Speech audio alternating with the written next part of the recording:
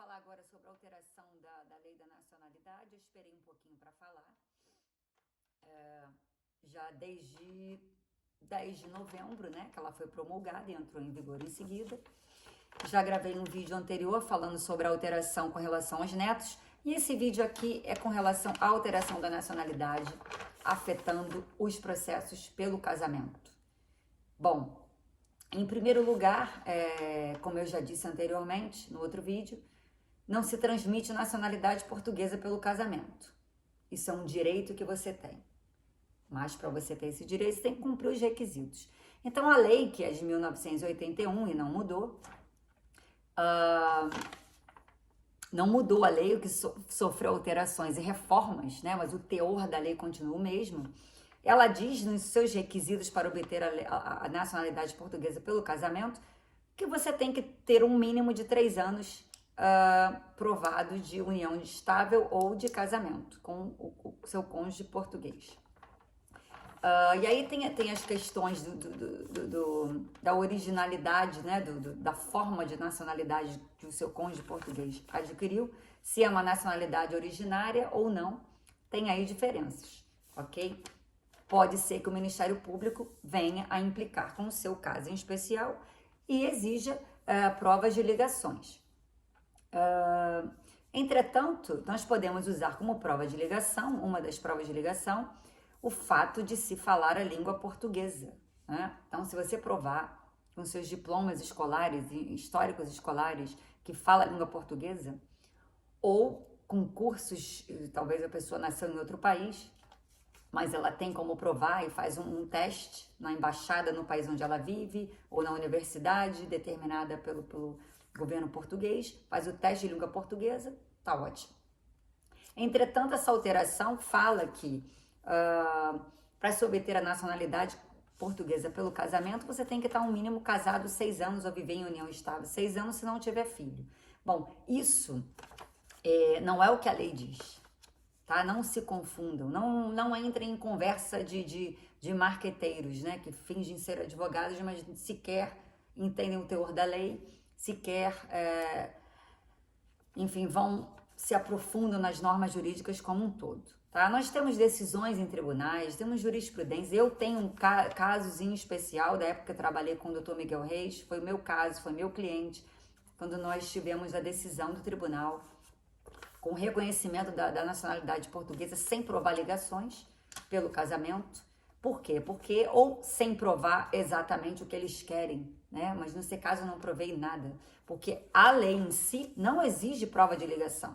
O que tem lá na lei é um artigo dizendo, ressaltando, né, a importância do Ministério Público, que o Ministério Público poderá se opor à sua nacionalidade, poderá se opor ao seu pedido de nacionalidade pelo casamento, se ele achar que as ligações que você provou não foram suficientes ou que há falta de ligações. Então, isso é outra coisa. Então, o que não quer dizer que seja obrigatório ter filhos ou ser casado por 6 anos.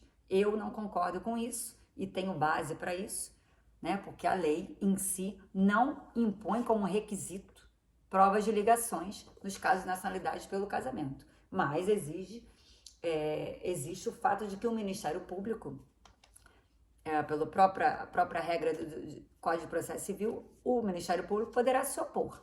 Agora, se você tem um mínimo de ligações, convém juntar o processo. Se não tem nada, tem que juntar as decisões de tribunais, que eu pelo menos tenho, as minhas, e isso vai de encontro a tudo que essa alteração vem demonstrando que na verdade não é muito justa, né? Porque se você não tem filho, mas está casada há 4 anos e meio, você não pode adquirir a nacionalidade, por quê? Se a própria lei diz que o mínimo são 3 anos. Então não se assustem, não se apavorem, não é bem assim. Agora, se você tem um mínimo de ligações, junte, né? Porque, inclusive nos meus processos, eu sempre utilizei a inversão do ônus da prova. Então, quem tem que provar que eu tenho provas de ligação ou não é o Ministério Público. Se são suficientes ou não, ele que prove. Não é você, o requerente, que tem que estar provando nada.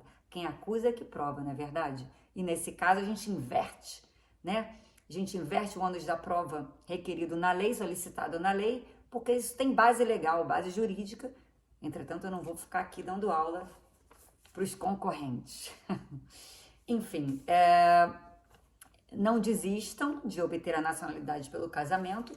Um caso muito comum, que eu tenho alguns casos correndo no momento, são pessoas que têm provado a união de fato por 3 anos e depois contraíram o matrimônio, né, o casamento, e aí no total juntam 6 anos. Ótimo, que assim não precisa entrar nem em discussão, não precisam ter medo ou receios de provar ou não ligações. A união de fato e o casamento são 2 institutos em que se diferenciam em alguns aspectos, mas não nesse sentido para a aquisição de nacionalidade portuguesa, né? Os institutos se equiparam. Então, quem vive união de fato ou quem é casado no papel tem o mesmo direito, ok? Então, se junta 3 anos de um lado, 3 anos do outro, vai dar um total de 6 anos.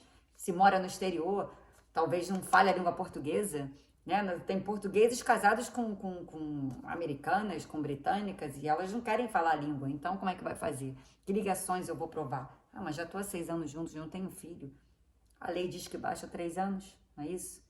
Enfim, resumindo, quem tiver alguma dúvida, quiser expor o seu caso diretamente, envie, né, uma mensagem através do meu site www.claudiamvieira.com. Muito simples.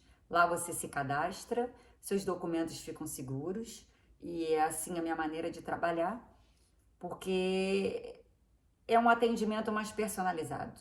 E acho que você que está me ouvindo agora vai preferir ser tratado dessa forma, não é mesmo? Boa tarde, ou boa noite, ou bom dia, depende de onde você estiver agora. Tenha um dia maravilhoso.